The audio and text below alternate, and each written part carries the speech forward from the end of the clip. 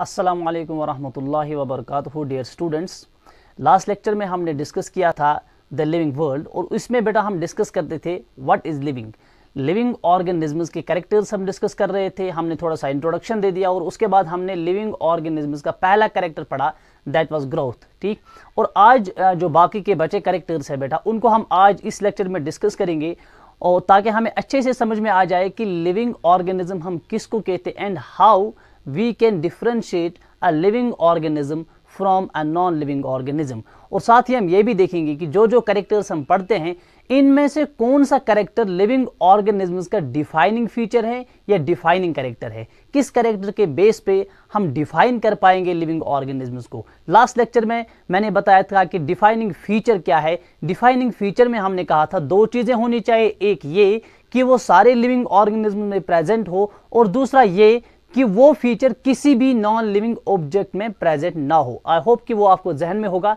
Let us start with the second important character of living organisms. ठीक है बेटा, तो पहला हमने पढ़ा था ग्रोथ। ठीक है, आज हम बेटा दूसरा पढ़ेंगे, सेकंड इंपॉर्टेंट कैरेक्टर जो है लिविंग ऑर्गेनिजम्स का, that is reproduction. This will be the second character. ठीक है बेटा, रिप्रोडक्शन। रिप्रोडक्शन, देखिए मेरे बेटे, आपने लोअर क्लासेस में पढ़ा है लिविंग ऑर्गेनिजम्स के कैरेक्टर्स। ठीक है, तो लिविंग ऑर्गेनिजम्स के कैरेक्टर्स में आप वहां पढ़ते हैं living organisms grow, living organisms reproduce. ठीक है, लेकिन लास्ट लेक्चर में हमने देखा कि महज ग्रोथ के फैक्टर को कंसिडर करने से हम किसी चीज को लिविंग नहीं कह सकते। ठीक, तो आज हम देखेंगे रिप्रोडक्शन का क्या मामला रहेगा। सबसे पहले बेटा देखते हैं कि व्हाट रिप्रोडक्शन इज। ठीक है, रिप्रोडक्शन को कैसे बेटा डिफाइन करते हैं? It is the production of, re means again, production means production, so it is the again and again producing the offspring. ठीक है बेटा, it is the production. Reproduction को बेटा कैसे डिफाइन करेंगे हम? It is the production of progeny, it is the production of progeny. ठीक है बेटा, रिप्रोडक्शन क्या है बेटा? It is the production of progeny possessing features more or less, possessing features, production of progeny possessing features more or less, possessing features more or less similar to their parents, to their parents। ठीक है बेटा, तो देख लीजिए ये हमारे पास definition है बेटा रिप्रोडक्शन की, यानी कि प्रोडक्शन ऑफ प्रोजिनी, प्रोजिनी को प्रोड्यूस करना, और वो प्रोजिनी जो बेटा प्रोड्यूस हो रही है दैट मींस यंग वंस और ऑफस्प्रिंग, उनके कैरेक्टर से फीचर्स कैसे हैं? दे रिजेंबल मोर और लेस विद देयर पेरेंट्स। ठीक है, तो जो इनके पेरेंट्स हैं या तो बिल्कुल वैसे फीचर्स होंगे, किसी ऑर्गेनिज्म में किसी ऑफस्प्रिंग में ज्यादा कैरेक्टर्स होंगे पेरेंट्स के और किसी में कम भी हो सकते हैं। सो इट मींस मोर और less they resemble with the parents. ठीक है बेटा, तो ये प्रोडक्शन, ये प्रोजिनी का प्रोड्यूस होना जो है, it is the act of reproduction. ठीक है बेटा, अब देख लीजिए रिप्रोडक्शन डिफरेंट ऑर्गेनिज्म्स में कैसे होता है। ठीक है, if we take the case of fungi, ठीक है बेटा, यहां से स्टार्ट करते हैं। मैंने एक स्पेशल लेक्चर बीच में दिया था, अगर आपने वो देखा होगा, ठीक है ना, म्यूकर माइकोसिस और ब्लैक फंगस। ठीक है, ये किस तरह से, इसके काजेज क्या है, ट्रीटमेंट क्या है, मैंने एक स्पेशल लेक्चर दिया था। वहां पे मैंने बताया था कि फंजाई जो है, या आपने पढ़ा भी होगा किसी किसी बच्चे ने जिन्होंने ये पढ़ा है, जो फंजाई हैं they reproduce by asexual spores. ठीक है ना, तो इनमें बहुत सारे स्पोर्स होते हैं, वो स्पोर्स लिबरेट होते हैं और उनकी वजह से बेटा ये रिप्रोडक्शन करते हैं। ठीक है बेटा, तो फंजाई का अगर हम बेटा ये देखेंगे, फंजाई जो है ये किस तरह से बेटा रिप्रोडक्शन करते हैं? They reproduce and multiply by means of spores. तो फंजाई में रिप्रोडक्शन जो है बेटा, ये रिप्रोडक्शन जो है it takes place by asexual spores, by asexual spores. ये स्पोर्स जो बेटा होते हैं ये यूजुअली क्या होते हैं? Asexual spores. ठीक है बेटा, तो फंजाई जो है they reproduce by asexual spores. लेकिन जब हम रिप्रोडक्शन की बात करते हैं ना, हमारी जहन में सबसे पहले ये मसला आता है सेक्सुअल रिप्रोडक्शन।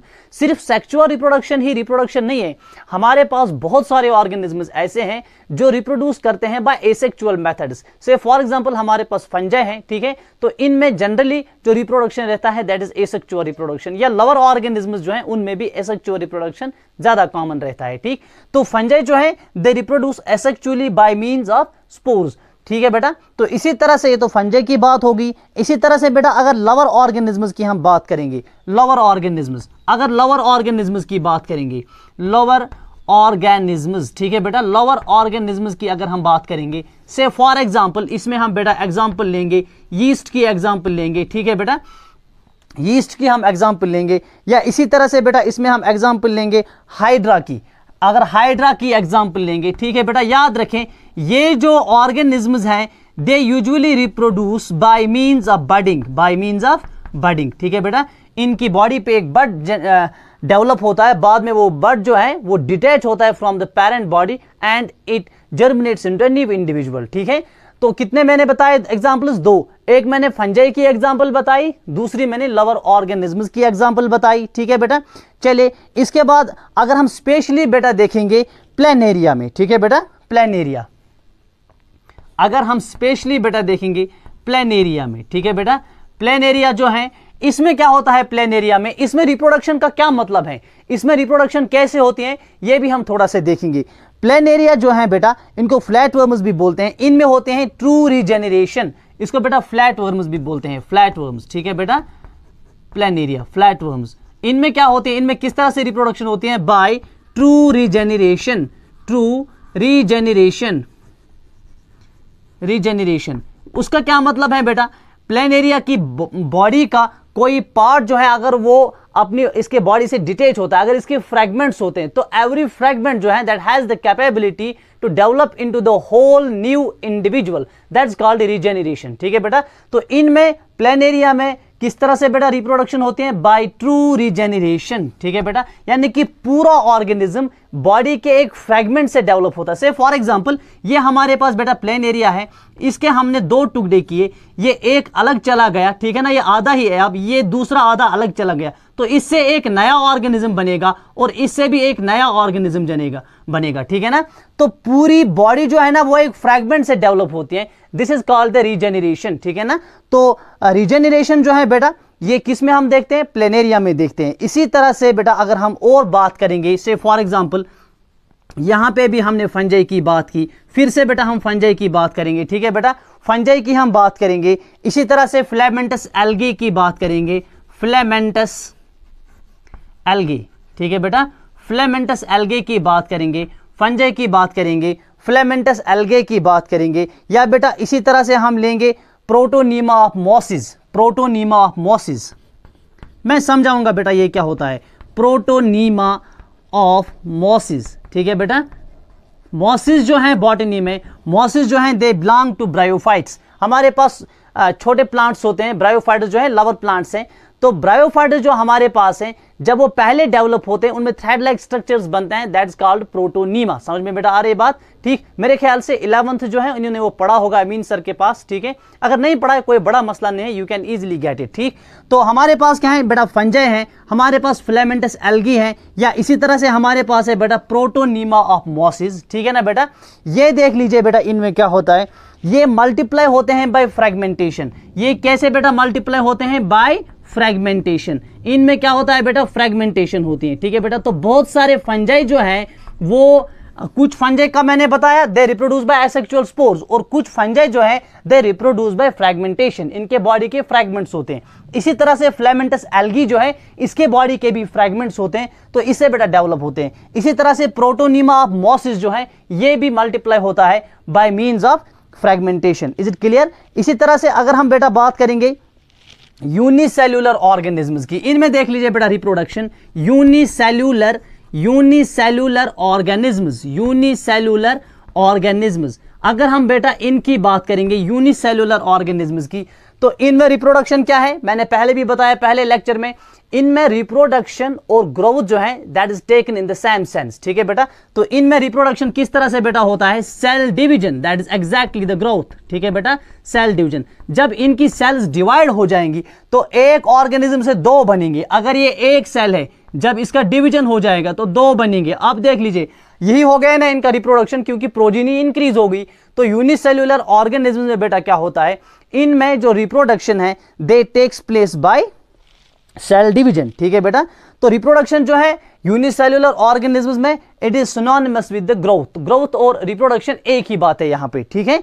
अब देख लीजिए इंपॉर्टेंट चीज जो मैं बेटा आपको यहां पे बता रहा हूं, दिस इज वेरी इंपॉर्टेंट। अब देख लीजिए, हमने डिफरेंट ऑर्गेनिज्म में एक एक करके देखा कौन किस तरह से रिप्रोड्यूस करता है, ठीक है बेटा। अब देख लीजिए, हमारे पास कुछ ऐसे लिविंग ऑर्गेनिज्म्स हैं जिनको आप कभी भी नॉन लिविंग नहीं बताएंगे, but still they can not reproduce. समझ में आ रही बात। एग्जाम्पल हम अपनी लेंगे ह्यूमन बींग्स की, ठीक है।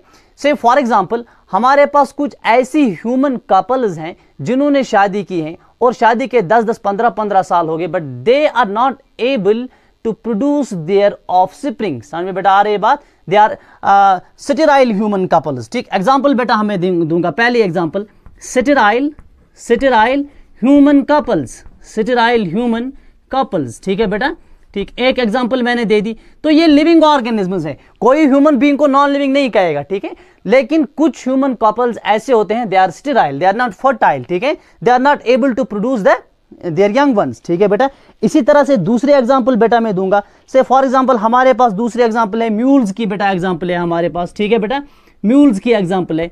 इसी तरह से बेटा और एक एग्जांपल मैं आपको दे रहा हूं, वो है स्टेराइल वर्कर बीज, ठीक है बेटा, स्टेराइल वर्कर बीज, स्टेराइल वर्कर बीज जो हनी बीज होते हैं, स्टेराइल वर्कर बीज, इनमें एक क्लास होता है वर्कर बीज का, ठीक है बेटा, ये भी फर्टाइल नहीं होती हैं। इसी तरह से म्यूल्स जो है ना, ये भी फर्टाइल नहीं होते हैं। अब इन सब को अगर ह्यूमन कपल्स को भी हम लेंगे, इनको हम लिविंग ही कहेंगे, लेकिन रिप्रोडक्शन करते हैं कि नहीं करते? नहीं कर सकते हैं।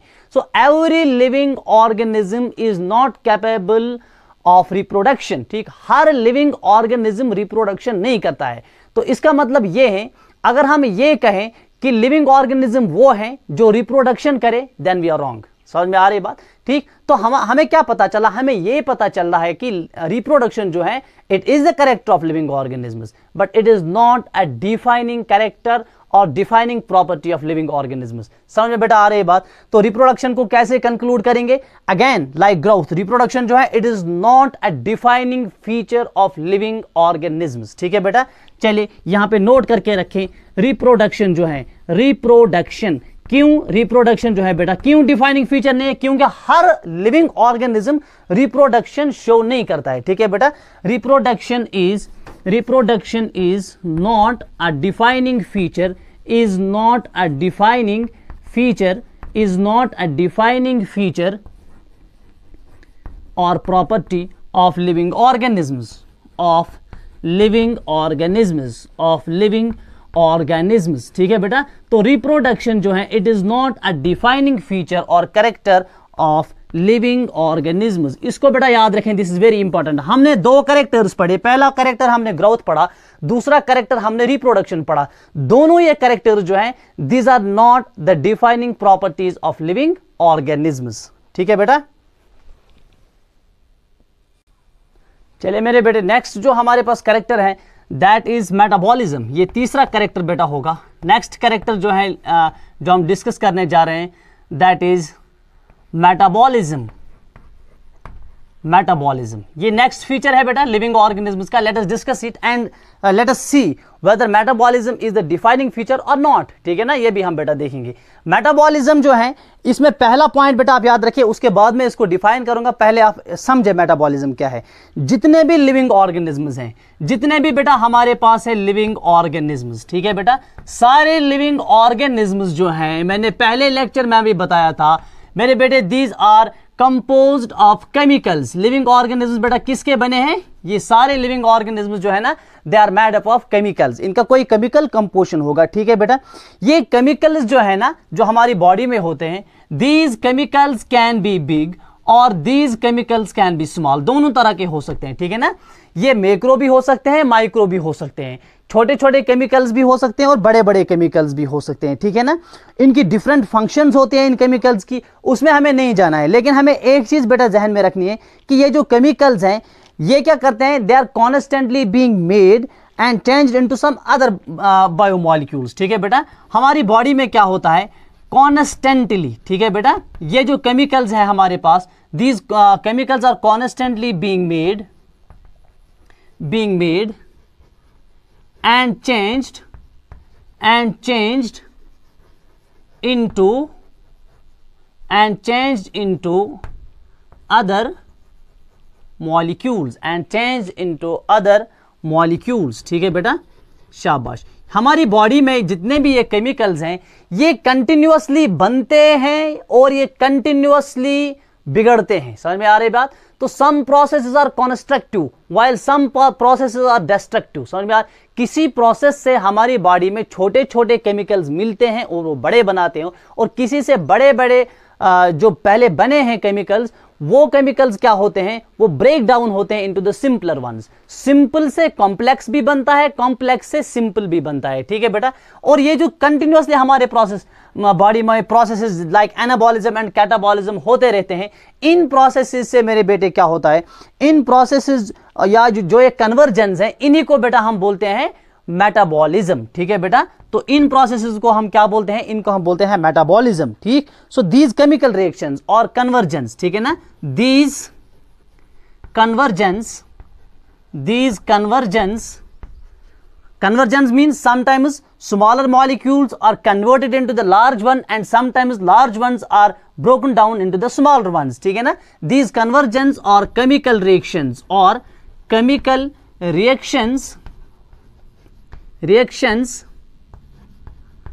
called metabolic reactions। इनको बेटा क्या बोलते हैं, are called metabolic reactions। क्या बताएंगे इनको हम बोलेंगे मेटाबॉलिक रिएक्शंस। ठीक है बेटा, इन रिएक्शंस को हम क्या बोलते हैं, इन रिएक्शंस को हम बोलते हैं बेटा मेटाबॉलिक रिएक्शंस। ठीक है, अब देख लीजिए तो मेटाबॉलिज्म को कैसे डिफाइन करेंगे। अब मैं मेटाबॉलिज्म को डिफाइन करूंगा। तो मेटाबॉलिज्म क्या है, it is the sum total of all the reactions, constructive and destructive. ठीक है बेटा, it is the sum total of all the reactions. तो दोनों तरह की रिएक्शंस जो हमारी बॉडी में होती हैं, whether that reaction is anabolic और कैटाबॉलिक, समझ में आ रही है बात? तो दोनों तरह की सारी रिएक्शंस को हम क्या बोलते हैं, मेटाबॉलिज्म। ठीक है बेटा, सो मेटाबॉलिज्म को कैसे डिफाइन करेंगे, it is the sum total of all the metabolic reactions, sum total of all the metabolic sum total of all the metabolic reactions taking place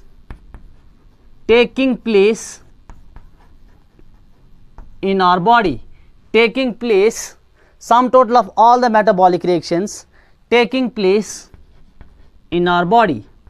तो हमारी बॉडी में जितने भी मेटाबॉलिक रिएक्शंस बेटा होते हैं, इसको क्या बोलते हैं हम, मेटाबॉलिज्म। क्या बोलते हैं, मेटाबॉलिज्म। ठीक है, तो मेटाबॉलिज्म में एक बात याद रखें, मेटाबॉलिज्म जो है ये सिर्फ होता है लिविंग ऑर्गेनिज्म में। ठीक है बेटा, अब नॉन लिविंग ऑर्गेनिज्म्स की बॉडी के अंदर कोई इस तरह की रिएक्शन नहीं होगी जहां सिंपलर मॉलिक्यूल्स कंबाइन होके कॉम्प्लेक्स बनाएंगे और कॉम्प्लेक्स ये ब्रेक डाउन होके सिंपलर बनेंगे। ठीक है बेटा, there is no need of energy, there is no need to release the energy in non living organisms. तो ये मेटाबॉलिक रिएक्शंस जो है ना, ये सिर्फ और सिर्फ लिविंग ऑर्गेनिज्म में होती है, और हर लिविंग ऑर्गेनिज्म में होती है, और किसी भी नॉन लिविंग ऑर्गेनिज्म में नहीं होती है। समझ में बेटा आ रही बात?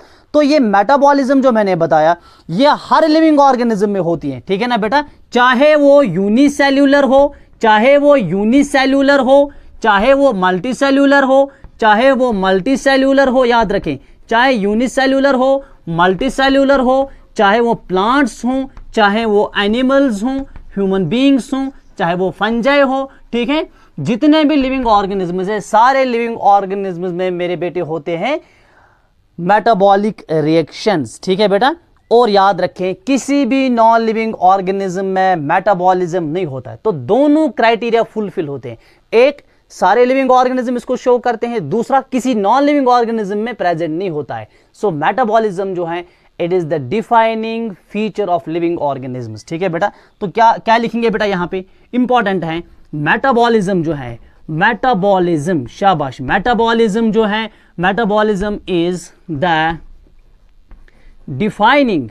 डिफाइनिंग फीचर, मेटाबॉलिज्म जो है it is the defining feature of living organisms. ठीक है बेटा, तो मेटाबॉलिज्म जो है ये लिविंग ऑर्गेनिज्म्स का डिफाइनिंग फीचर है। क्या मतलब है इसका, हम बेटा मेटाबॉलिज्म की बेस पे ऑर्गेनिज्म को डिफाइन कर सकते हैं। सो हम ये बता सकते हैं कि लिविंग ऑर्गेनिज्म वो है जो मेटाबॉलिज्म शो करें। This is the correct statement. और अगर हम ये कहें कि लिविंग ऑर्गेनिज्म वो है जो रिप्रोडक्शन शो करे, जो ग्रोथ शो करे, वी आर रॉन्ग। समझ में आ रही बात? वो तो है characters of living organism but not the defining characters. और ये जो है this is the defining character of living organisms. तो ये बेटा हमारे पास जो था दिस वाज द मेटाबॉलिज्म। चलिए मेरे बेटे नेक्स्ट जो हमारे पास जो कैरेक्टर हमें नेक्स्ट पढ़ना है लिविंग ऑर्गेनिज्म्स का, that is the cellular organization. Cellular organization, this is the next character of living organisms जिसको हमें डिस्कस करना है। और हम देखेंगे क्या है डिफाइनिंग फीचर है या नॉन डिफाइनिंग फीचर है। ठीक है बेटा, अब देख लीजिए हमने मेटाबॉलिज्म पढ़ा। ये वाला कैरेक्टर जो है ना this is related with the metabolism. ये आपकी टेक्स्ट बुक ने भी मेटाबॉलिज्म के साथ ही डिस्कस किया है। ठीक है बेटा, अब देख लीजिए इसमें रिलेशन क्या है मेरे बेटे। ठीक, हमारे पास जो मेटाबॉलिक रिएक्शंस हैं, जो हमारी ह्यूमन बॉडी के अंदर रिएक्शंस होती हैं, कभी कभी इन्हीं रिएक्शंस को हम परफॉर्म कर सकते हैं आउटसाइड द ह्यूमन बॉडी। ठीक है बेटा, रिसर्चर्स क्या काम करते हैं, ये लिविंग रिएक्शंस जो हमारी बॉडी में होते हैं, से फॉर एग्जांपल डाइजेशन एक रिएक्शन है। ठीक है बेटा, रेस्पिरेशन एक रिएक्शन है। ठीक है ना, प्लांट्स में इसी तरह से फोटोसिंथेसिस एक रिएक्शन है। फोटोसिंथेसिस में हम क्या करते हैं काम, फोटोसिंथेसिस में क्या होता है बेटा, यू नो दिस। ठीक है ना, फोटोसिंथेसिस में क्या होता है, कार्बन डाइऑक्साइड होता है, वाटर होता है। समझ में बेटा आ रही है बात, इन प्रेजेंस ऑफ सनलाइट, और क्लोरोफिल प्रेजेंट होता है। What does they make C6H12O6 और क्या बेटा दे रहे हैं ये, और दे रहे हैं ऑक्सीजन। ठीक है बेटा, ये एक रिएक्शन है। ये रिएक्शन जो है ना it naturally takes place inside a living system, that is the plant body. ठीक है, इस रिएक्शन को हम कभी कभी प्लांट्स के बॉडी के बाहर भी परफॉर्म कर सकते हैं इन टेस्ट ट्यूब्स। इसी तरह से हमारे डाइजेशन को एक्सपेरिमेंटली प्रूव करने के लिए टेस्ट ट्यूब्स के अंदर मेरे बेटे हम क्या कर सकते हैं, हम टेस्ट ट्यूब्स के अंदर भी इन रिएक्शंस को कर पाते हैं। तो ऐसे मेटाबॉलिक रिएक्शंस जो हम ह्यूमन या लिविंग ऑर्गेनिजम्स के बॉडी के बाहर करेंगे, इनको हम बोलते हैं आइसोलेटेड मेटाबॉलिक रिएक्शंस। याद रखें, isolated metabolic reactions, isolated metabolic reactions जो यूजुअली रिसर्चर्स करते रहते हैं, आइसोलेटेड मेटाबॉलिक रिएक्शंस। तो आइसोलेटेड मेटाबॉलिक रिएक्शंस क्या होंगे, they will be outside the living body. ठीक है ना बेटा, यूजुअली किस में होते हैं बेटा, इन a test tube, in a test tube. Usually हम बेटा इनको क्या करते हैं, टेस्ट ट्यूब में करते हैं। ठीक है बेटा, जब हम किसी मेटाबॉलिक रिएक्शन को outside the living body in a test tube perform करेंगे, उसके लिए हमारे पास बायोलॉजी में टर्म है, we call that reaction in vitro. In vitro, VITRO। ठीक है बेटा, इन विट्रो क्या होता है, इन विट्रो होता है जब कोई मेटाबॉलिक रिएक्शन हम परफॉर्म करें outside the human body in a test tube, that reaction is called in vitro. In vivo means जो ह्यूमन लिविंग बॉडी के अंदर हो, और इन विट्रो मींस जो लिविंग बॉडी के आउटसाइड हम परफॉर्म करें। ठीक है बेटा, so in vitro metabolic reactions की हम बात करेंगे। इन विट्रो मेटाबॉलिक रिएक्शंस जो है इनको बेटा आप क्या कहेंगे, इन विट्रो मेटाबॉलिक रिएक्शंस को क्या इनको आप लिविंग कहेंगे? देखिए, इन विट्रो मेटाबॉलिक रिएक्शन जो है ना ये कैरेक्टर है लिविंग ऑर्गेनिजम्स का, लेकिन अगर इसी रिएक्शन को हम लिविंग ऑर्गेनिज्म की बॉडी के बाहर करेंगे, समझ में आ रही बात, रिएक्शन तो बजाते खुद लिविंग नहीं है, रिएक्शन को हम लिविंग नहीं कहेंगे, लेकिन they are surely living reactions. ठीक है बेटा, दे आर नॉन लिविंग।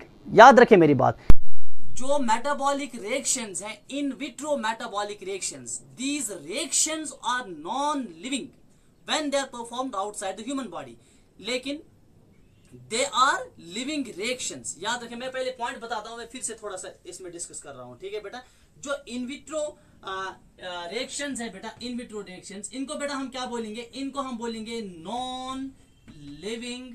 याद रखें, जो इन विट्रो मेटाबॉलिक रिएक्शंस है इनको हम मेरे बेटे बोलेंगे नॉन लिविंग थिंग्स, है ना, ये नॉन लिविंग थिंग्स। रिएक्शन को कौन बोलेगा मेरे बेटे, ये लिविंग है, रिएक्शन तो नॉन लिविंग है, समझ में आ रही बात, लेकिन लिविंग रिएक्शंस है, नॉन लिविंग थिंग्स है लेकिन लिविंग रिएक्शंस है। ठीक है बेटा, but surely they are non living things, but surely, इस चीज को समझे, but surely living reactions, but surely living reactions.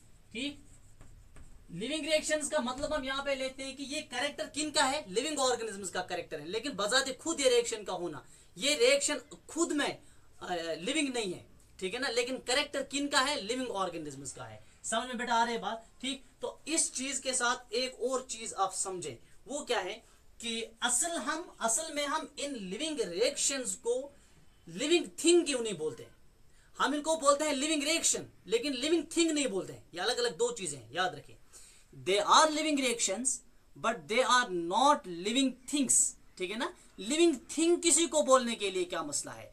What is a living, यही हम बता रहे हैं ना। लिविंग थिंग का होना क्या है? इसका मतलब ये है कि लिविंग थिंग बेटा किसको बोलेंगे, ठीक है ना, जिसमें क्या हो, cellular organization, cellular organization, cellular organization. What do you mean by cellular organization? Cellular organization means जिस ऑर्गेनिज्म में सेल्स प्रेजेंट हो, मॉलिक्यूल्स प्रेजेंट हो। यहां से मैं बता रहा हूं, जिस ऑर्गेनिज्म में बेटा मॉलिक्यूल्स प्रेजेंट हो और इन मॉलिक्यूल्स ने क्या बनाया हो, सेल्स बनाई हो, ठीक। फिर इन सेल्स ने टिश्यूज बनाए हो, टिश्यूज ने ऑर्गन्स बनाए हो, ऑर्गन्स ने ऑर्गन सिस्टम बनाए हो। समझ में बेटा आ रही है बात? और इन ऑर्गन सिस्टम्स ने मिलके ऑर्गेनिज्म बनाया हो। ऐसे ऑर्गेनाइजेशन को हम बोलते हैं, क्या बोलते हैं? सेलुलर ऑर्गेनाइजेशन, ठीक है बेटा। इस लिविंग रिएक्शन में, मेटाबॉलिक रिएक्शन में, अगरचे कैरेक्टर है लिविंग ऑर्गेनिज्म का, लेकिन यहां पे सेल नहीं है, यहां पे टिश्यू नहीं है, यहां पे ऑर्गन नहीं है, यहां पे ऑर्गन सिस्टम नहीं है, तो लिविंग ऑर्गेनिज्म के लिए क्या है? There must be a cellular organization. अब यूनिसेलुलर जो होता है ना, उसमें भी मॉलिक्यूल्स पहले मिलते हैं ना, वो सेल बनाते हैं, ठीक। जब हम रिएक्शन की बात करते हैं ना, इसमें सेल बनी नहीं होती है। समझ में बेटा आ रही बात? सेलुलर लेवल तक ये नहीं आता है।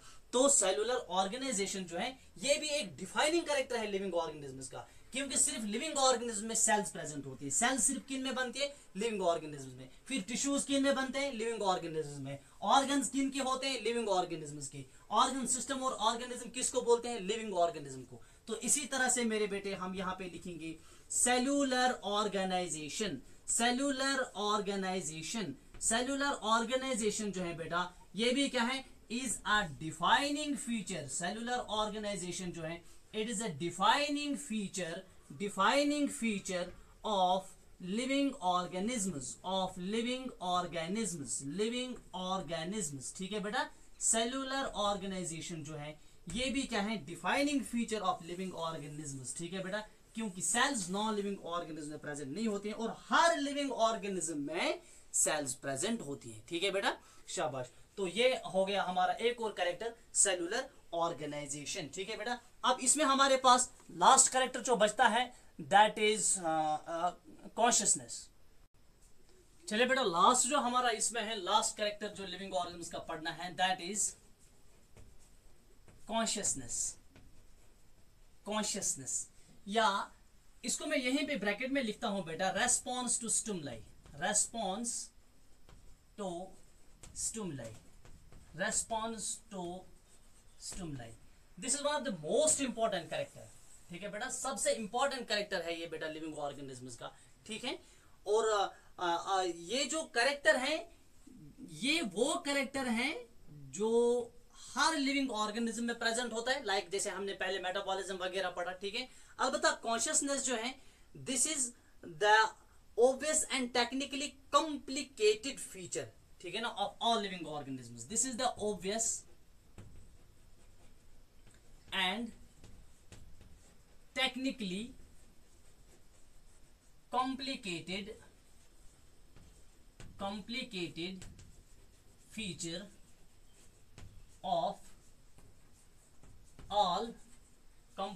feature of all living organisms, ठीक है बेटा। हर ऑर्गेनिज्म का ये फीचर होता है। देखिए, हर कोई ऑर्गेनिज्म जो है, living organism, they have the ability to sense their surroundings। समझ में बेटा आ रही है बात, ठीक। they have the ability to sense their surroundings, so every living organism has the ability to sense their surroundings, to sense their surroundings, ठीक है बेटा। तो हर लिविंग ऑर्गेनिज्म जो है ना, ये अपनी सराउंडिंग्स को सेंस करता है कि किस तरह की चीजें इनके सराउंडिंग्स में, एनवायरनमेंट में प्रेजेंट है। ठीक है बेटा, तो इसको बेटा हम कभी कभी बोलते हैं रेस्पॉन्स टू स्टिमुलाई भी, रेस्पॉन्स टू स्टिमुलाई। और अकॉर्डिंगली जिस तरह का एनवायरनमेंट होगा उसी तरह से हम रेस्पॉन्स करते हैं। जिस तरह का हम स्टिमुलस रिसीव करेंगे उसी तरह से हम रेस्पॉन्ड करते हैं। ठीक है बेटा, मैं अक्सर बेशतर आपको एग्जाम्पल देता रहता हूं कि लिविंग ऑर्गेनिज्म में क्या है, we have well developed, human beings में है we have fast response to stimuli, और प्लांट्स में जो है ना there is slow response to stimuli, but response to stimuli is not absent. समझ में आ रही बात? इन केस ऑफ प्लांट्स अगर हम देखेंगे, प्लांट्स जो है they respond to the light. ठीक है बेटा, they respond to heat, they respond to temperature, they respond to humidity, they respond to water. ठीक है, तो बहुत सारे फैक्टर्स जो है ना प्लांट्स अपना रेस्पॉन्स दिखा रहे हैं, और एनिमल्स भी अपना रेस्पॉन्स दिखा रहे हैं टू देयर सराउंडिंग्स। ठीक, तो एवरी ऑर्गेनिज्म जो है they have the ability to sense their surroundings. ठीक है बेटा, अब देख लीजिए, अगर हम ह्यूमन बींग्स की बात करेंगे, ह्यूमन बींग्स की बात करेंगे, यहां पे हमें कोई चीज समझाने की जरूरत नहीं है।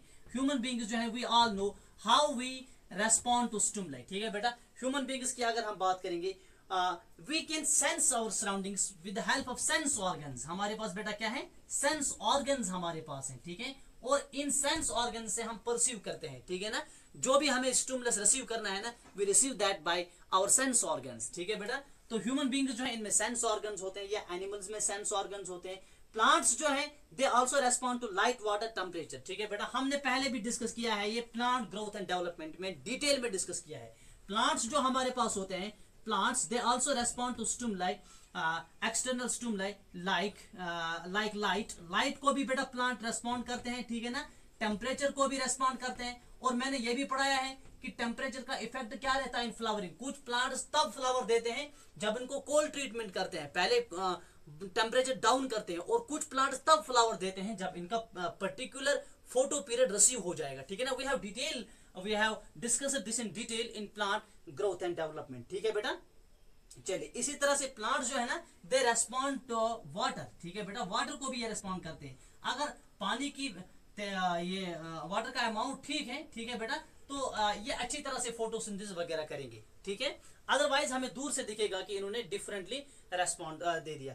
अच्छा, इसी तरह से बेटा अगर हम देखेंगे कोई भी ऑर्गेनिज्म हो, ये तो मैंने ह्यूमन बींग्स प्लांट्स की बात की, चाहे वो बेटा यूनिसेल्यूलर हो, चाहे वो यूनिसेल्यूलर हो, ठीक है ना, या फिर वो कोई कॉम्प्लेक्स ऑर्गेनिज्म हो, यूकैरियोटिक कॉम्प्लेक्स ऑर्गेनिज्म, हर ऑर्गेनिज्म की ये प्रॉपर्टी है कि they respond to the stimuli, they can sense their surroundings. ठीक है बेटा, हर लिविंग ऑर्गेनिज्म की ये प्रॉपर्टी रहती है। ठीक है, और ये भी आप याद रखें कि कोई भी नॉन लिविंग ऑर्गेनिज्म ऐसा नहीं है, नॉन लिविंग ऑब्जेक्ट ऐसा नहीं है जो एक्सटर्नल स्टिमुलाई को रेस्पॉन्स कर पाए। ठीक है, किसी में ये डेवलप्ड नहीं है।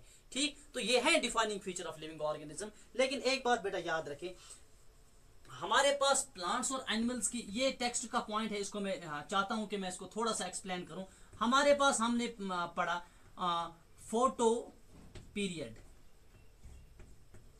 हमने ऑलरेडी पढ़ा है ये फोटो पीरियडिज्म प्लांट्स में। ठीक है बेटा, तो फोटो पीरियड बेटा जो हमारे पास होता है, फोटो पीरियड क्या है, फोटो पीरियड जो है वो प्लांट्स और एनिमल्स जो है ना ये दोनों लाइट की ड्यूरेशन को रेस्पॉन्ड करते हैं। इसको आप समझे, प्लांट्स किस तरह से लाइट की ड्यूरेशन को रेस्पॉन्ड करते हैं। मैंने आपको पढ़ाया है कि long day plants are there, short day plants are there. Long day plants तब फ्लावर देंगे जब उनका एक पर्टिकुलर ड्यूरेशन जो है ना तब तक हम उनको एक्सपोज करेंगे टुवर्ड्स लाइट, और शॉर्ट डे प्लांट जो है ना they need less exposure towards the light, only then they can flower. ठीक है बेटा, तो इनकी फ्लावरिंग जो है, इनका रिप्रोडक्शन जो है ना that depends upon the photo period, so they are called seasonal breeders. तो प्लांट्स जो है ना हमारे पास, इनको भी बेटा बोलेंगे सीजनल ब्रीडर्स। इसी तरह से एनिमल्स हैं हमारे पास बेटा, एनिमल्स जो है ना ये भी डिपेंड करते हैं, ये भी फोटो पीरियड को सेंस करते हैं, तो इनको भी बेटा बोलते हैं सीजनल ब्रीडर्स। एनिमल्स में इसी तरह से बेटा होते हैं सीजनल ब्रीडर्स। ठीक है बेटा, प्लांट्स और एनिमल्स दोनों इस कैटेगरी में आते हैं। हमारे पास एनिमल्स में बेटा एक बर्ड्स का एक टाइप है, दोज आर कॉल्ड हेरॉन्स। ठीक है बेटा, हेरॉन्स किस तरह के बर्ड्स होते हैं, they are long necked and long legged birds. ठीक है बेटा, इनकी नेक जो है ना बहुत लॉन्ग होती है, लॉन्ग नेकेड। ठीक है, इसी तरह से होते हैं बेटा ये लॉन्ग लेग्ड। ठीक है, और ये है ना ये हेरॉन्स जो है दीज आर सीजनल ब्रीडर्स, ये सिर्फ एक सीजन में ब्रीडिंग करेंगे, और वो सीजन क्या है बेटा, वो स्टार्ट होता है वो सीजन अप्रैल से, और वो सीजन चला जाता है अप्रैल में जून तक बेटा रहता है, ठीक है ना। तो ये 2-3 महीने जो है ना, इसी टाइम में क्या करते हैं, ब्रीडिंग करते हैं। आप कभी भी हेरॉन्स को नवंबर अक्टूबर में ब्रीडिंग करते हुए नहीं देखेंगे, ठीक है ना। So they are seasonal breeders, they sense their surroundings, और जब इनको लगता है कि आज हमारा टाइम जो है ना ब्रीडिंग का फीजिबल है, only then they can go for breeding और मीटिंग। समझ में बेटा आ रही है बात। तो फोटो पीरियड का इफेक्ट रहता है, लिविंग ऑर्गेनिज्म इसको सेंस करते हैं, ठीक है बेटा, और अकॉर्डिंगली रेस्पॉन्ड करते हैं, ठीक। और इसी तरह से हम देखेंगे कि हर लिविंग ऑर्गेनिज्म जो है, हर लिविंग ऑर्गेनिज्म, तो ये क्या करेंगे, they handle the chemicals entering their body. हमारी बॉडी में कौन से केमिकल्स हैं, हम उनको एलो करेंगे या नहीं करेंगे। हमारी सेल्स में आप देखेंगे जगह जगह पे वहां चेकअप्स लगे हुए हैं, किस केमिकल को अंदर आने देना है, और अगर कोई केमिकल हार्मफुल अंदर चलता है, हमारी बॉडी किस तरह से रेस्पॉन्ड करती है, ठीक है बेटा, किस तरह से रेस्पॉन्ड करती है, देयर इज अ रेस्पॉन्स, ठीक। और इसी तरह से हम देखते हैं कि हर ऑर्गेनिज्म ये करता है। और हम ये भी देख रहे हैं कि इसका मतलब यह है कि जितने भी ऑर्गेनिज्म हमारे पास है, every organism is then aware about their surroundings, ठीक है बेटा, और रेस्पॉन्ड भी करते हैं। तो बेटा हम क्या कहेंगे, जब हर कोई ऑर्गेनिज्म अवेयर है अबाउट देयर सराउंडिंग्स और रेस्पॉन्स भी करते हैं, हम क्या बताएंगे, कॉन्शियसनेस जो हम पढ़ रहे हैं या रेस्पॉन्स टू स्टिमुलस जो हम पढ़ रहे हैं, it is therefore a defining feature of living organisms, ठीक है बेटा। कॉन्शियसनेस, कॉन्शियसनेस, ठीक है ना, कॉन्शियसनेस या रेस्पॉन्स टू स्टिमुलस जो है, it is a defining feature, defining feature of living organisms, defining feature of living organisms. क्योंकि हर ऑर्गेनिज्म में ये कॉन्शियसनेस होती है, और किसी भी नॉन लिविंग ऑर्गेनिज्म में कॉन्शियसनेस प्रेजेंट नहीं होती है, therefore it is the defining feature of living organisms, ठीक है बेटा। अब यहाँ पे एक सवाल आता है जो आपके जहन में आता होगा, और आपके एनसीईआरटी के टेक्स्ट बुक ने भी उस पर थोड़ा सा डिस्कशन किया है। Let me discuss that. समझ में आ रही बात। हमारे पास कुछ ऐसे पेशेंट्स होते हैं, और आजकल ज्यादा होते हैं बिकॉज ऑफ कोविड-19, ठीक है बेटा। ऐसे कुछ पेशेंट्स होते हैं, they are lying in coma, ठीक है बेटा। हमारे पास क्या पेशेंट्स होते हैं, हमारे पास कुछ पेशेंट्स बेटा होते हैं, दे आर इन कोमा। हमारे पास पेशेंट्स बेटा कुछ होते हैं, these patients are continuously in coma, ठीक है। अब देखिए, कॉन्शियसनेस तो हर ऑर्गेनिज्म में है, लेकिन लिविंग ऑर्गेनिज्म जो है ना, they are self conscious. Self conscious क्या होता है, दे नो अबाउट देमसेल्व्स, हमें अपने आप के बारे में भी पता होता है, बाकी ऑर्गेनिज्म को उनके एनवायरनमेंट के बारे में पता होता है, ठीक है ना। वो जानते हैं कि कहाँ पे डेंजर है, हमें यहाँ से जाना है। आपने एक छोटी सी आंट को, चींटी को देखा होगा, ठीक। और आप क्या करते हैं, अक्सर बेशतर आप लोग ये काम करते रहते हैं, पढ़ते हैं ना आप, एक छोटी सी आंट आती है, चींटे आपकी किताब पे चढ़ते हैं, आप इसको यहाँ पेन रखते हो, ठीक है ना। जब आप नीचे उसको उसके रास्ते को आप काटते हो, तो वो दूसरी साइड से जाती है, आप वहां से उसको पेन रखते हो, वो तीसरे साइड से जाती है, ठीक है ना। What are you doing, you are just observing the consciousness in the art. समझ में आ रही है बात, ठीक। What are you doing, you are just observing their consciousness, ठीक। तो ये तो कॉन्शियस है, लेकिन ह्यूमन बीइंग जो है ना, ये सेल्फ कॉन्शियस है, इसको अपने आप की भी खबर है, सराउंडिंग्स के साथ साथ अपने आप की भी खबर है। What is inside our body, we know that. हमें अल्लाह पाक ने इल्म दिया, हम अपने अंदरून को भी जानते हैं और बाहर को भी जानते हैं, ठीक। और अल्लाह पाक कलाम पाक में क्या फरमाते हैं, लक़द खलक़नल इंसान फ़ी अहसनि तक़वीम, मैंने इंसान को सबसे बेहतरीन ढांचे में डाला, किसी दूसरे ऑर्गेनिज्म को ऐसे बेहतरीन ढांचे में नहीं डाला। इसी आयत का मैं एक तरह से कहूंगा कि ये इंग्लिश में एक ट्रांसलेशन हो गया है, या इंग्लिश का एक कोट ऑफ इसको समझे कि ह्यूमन बीइंग जो है दे आर सेल्फ कॉन्शियस, ठीक है बेटा। ह्यूमन बीइंग्स को अपने अंदरून की भी खबर होती है, हमें ये पता है कि हम फूड अंदर लेते हैं, ये डाइजेस्ट होता है, कैसे डाइजेशन होती है, कैसे बच्चे बनते हैं, वी नो दिस। समझ में बेटा आ रही है बात, ठीक। और हमारी बॉडी के अंदर ब्लड क्या है, ये क्या करता है, ऑलमोस्ट हर किसी को ये पता होता है। So we are self conscious also. लेकिन जब किसी को कोई एक्सीडेंट होता है, अल्लाह बचाए, या किसी को कोई प्रॉब्लम होती है और वो अनकॉन्शियस होते हैं, वी कॉल देम अनकॉन्शियस, वो कोमा में चले जाते हैं, ठीक है ना बेटा, वो वेंटिलेटर पे होते हैं या लाइफ सपोर्टिंग मशीन्स पे होते हैं, आईसीयू में, इंटेंसिव केयर यूनिट्स हॉस्पिटल्स में होते हैं, ठीक है बेटा। तो वहां पे व्हेन दे आर अनकॉन्शियस और when they are in coma, they can not talk, they can not see, ठीक है बेटा। तो इनका क्या होता है, इनका एक अजीब हाल होता है। तो ऐसे ऑर्गेनिजम्स को, इनमें कॉन्शियसनेस, इनमें सेल्फ कॉन्शियसनेस नहीं होती है, तो सेल्फ कॉन्शियसनेस इनकी खत्म हो जाती है, वो अपने आप से बेखबर हो जाते हैं, ठीक। क्या वो एनवायरनमेंट से बेखबर होते हैं, ठीक, क्या वो एनवायरमेंट से बेखबर होते? पूरी तरह से नहीं होते। ठीक, we can not call them dead, हम इनको डेड, कोई भी डॉक्टर ऐसे पेशेंट को जो कोमा में होगा उसको कभी भी डिक्लेयर डेड नहीं करेगा। व्हाट डू दे सी, दे ये इनको क्या बोलते हैं डॉक्टर्स, इनको डिक्लेयर क्या करते हैं? What they declare they our brain dead. तो ऐसे ऑर्गेनिजम्स को बेटा हम क्या बोलते हैं?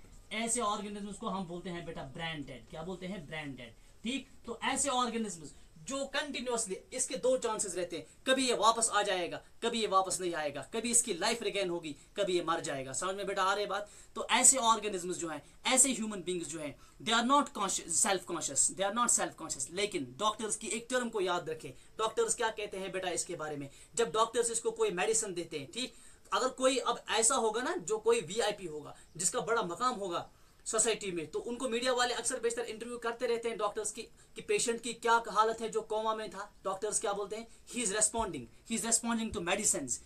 ये टर्म बेटा समझना, इसको समझना, बार बार डॉक्टर से मीडिया को इंटरव्यू देते हैं, ही और she is responding to medicine. What does that mean? When doctors say they are responding, that means they are not dead. इनमें अभी भी रेस्पॉन्स डेवलप्ड है, इनमें अभी भी बड़ा कॉन्शियसनेस है। समझ में आ रही बात? ठीक, तो अभी तब तक इनको डिक्लेयर डेड नहीं करेंगे जब तक नहीं पूरे चले जाएंगे। अल्लाह पाक हर किसी को बचाए। ठीक, तो ऐसी सिचुएशन में बेटा हम ऐसे ऑर्गेनिजम्स को क्या बोलते हैं? ऐसे ऑर्गेनिजम्स को या ह्यूमन बींग्स को हम बोलते हैं ब्रेन डेड। समझ में बेटा आ रही बात? एक लास्ट में एक पॉइंट याद रखें, ह्यूमन बींग्स के जो जितने भी कैरेक्टर्स हमने पढ़े, इन कैरेक्टर्स के पीछे एक उसूल छुपा है। वो उसूल क्या छुपा है? वो उसूल ये छुपा है कि ह्यूमन बींग्स का एक अंडरलाइंग प्रिंसिपल है, लिविंग ऑर्गेनिजम्स का एक अंडरलाइंग प्रिंसिपल है। वो क्या है कि लिविंग ऑर्गेनिज्म में क्या होता है बेटा? हमारे पास होती हैं सेल्स, और ये सेल्स जब मिलती है ना, ये क्या बनाती हैं बेटा? टिश्यूज बनाती हैं। और ये सेल्स किससे बेटा बनती हैं? ये सेल्स किससे बनती हैं? ये बनती हैं मॉलिक्यूल से। क्या बनती हैं? मॉलिक्यूल से। जरा इसको बेटा समझें, थोड़ा सा मैं समझा रहा हूं, ठीक है? देख लीजिए, हमारे पास जो मॉलिक्यूल्स होते हैं, ठीक, मॉलिक्यूल्स मिलते हैं, ये क्या बनाते हैं? सेल्स, और सेल्स मिलके क्या बनाते हैं? टिश्यूज। अब सेल्स की अपनी फंक्शन होती है, लेकिन जब ये टिश्यूज बनते हैं ना, तो सेल्स की फंक्शन बाकी नहीं रहती, टिश्यूज की फंक्शन जो है ना ऑल टुगेदर नई फंक्शन होती है। से फॉर एग्जांपल, हमारे पास ब्लड एक टिश्यू है हमारी बॉडी में, blood is a connective tissue. समझ में? अब ब्लड की फंक्शंस आपको पता है, और ब्लड की जो सेल्स है ना, उनकी इंडिविजुअल फंक्शन अलग होगी, लेकिन ब्लड की एज टिश्यू फंक्शन अलग होगी। समझ में बेटा आ रही बात? इसी तरह से हम देखेंगे प्लांट्स में या एनिमल्स में जो टिश्यूज होते हैं ना, इनकी अपनी एक अलग पहचान होती है। हालांकि बने होते हैं सेल्स की, लेकिन सेल्स की फंक्शन को एक्सप्रेस नहीं करते, और सेल्स की फंक्शन अलग होती है। ये किसके बने होते हैं? मॉलिक्यूल्स के, और मॉलिक्यूल्स के फंक्शन सेल्स में नहीं होते हैं। मॉलिक्यूल्स की अलग फंक्शन होती है, और यही मॉलिक्यूल्स जब सेल्स बनाते हैं तो सेल्स अलग तरह की फंक्शन करते हैं, और यही सेल्स जब टिश्यूज बनाते हैं तो टिश्यूज कुछ अलग तरह के फंक्शन करते हैं। तो अब देख लीजिए, टिश्यू किसका बना है? सेल्स का बना है। लेकिन टिश्यू की जो फंक्शन है, क्या वो सेल्स की फंक्शन है?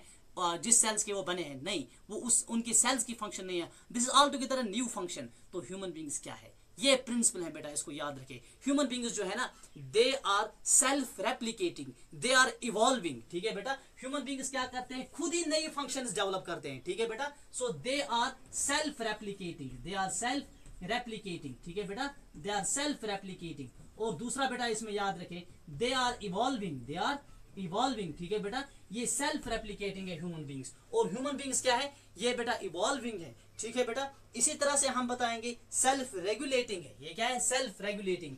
और अगर ये चीज किसी में होगी कि सेल्स से बन के टिश्यूज बन जाएंगे, फिर अपनी अलग एक पहचान वो डेवलप कर रहे हैं, अपनी अलग नई नई फंक्शंस डेवलप कर रहे हैं। ठीक है ना? जैसे टिश्यूज की फंक्शन सेल्स में नहीं है, ऑर्गन्स की फंक्शन टिश्यू में नहीं होगी। समझ में बेटा आ रही बात? ठीक, हमारे पास एक ऑर्गन है, लंग्स है हमारे पास बेटा एक ऑर्गन। लंग्स की फंक्शन क्या होती है? रेस्पिरेशन में। ठीक है ना? अब लंग्स जिस सेल्स के बने हो ना, उनमें से कौन सी सेल अलग इस तरह की ये फंक्शन करती हैं? ठीक, तो ऑर्गन्स के फंक्शन अलग है, स्टोमक की फंक्शन अलग है, माइंड की फंक्शन अलग है। ठीक, और जिन सेल्स के ये बने हैं ना, वो सेल्स इंडिविजुअल लेवल पे ये वाला काम नहीं कर सकती हैं। ठीक है बेटा? तो ये होता है अंडरलाइंग प्रिंसिपल जो लिविंग ऑर्गेनिज्म में होता है। So this by the properties और कैरेक्टरिस्टिक्स ऑफ लिविंग ऑर्गेनिज्म्स। ठीक है बेटा? तो कल से इंशाल्लाह हम जो नेक्स्ट लेक्चर होगा 11th के लिए, उसमें हम बेटा डिटेल में आ जाएंगे डाइवर्सिटी पे, जिसको हम बोलते हैं बायोडाइवर्सिटी की। लिविंग ऑर्गेनिज्म में डाइवर्सिटी किस तरह से स्टार्ट करेंगे, और इसमें टैक्सोनॉमी है। ठीक है बेटा? टैक्सोनॉमी में आप थोड़ा सा अटेंटिव रहेंगे। कल से इंशाल्लाह टैक्सोनॉमी पे लेक्चर्स स्टार्ट हो जाएंगे। आज के लिए इतना ही।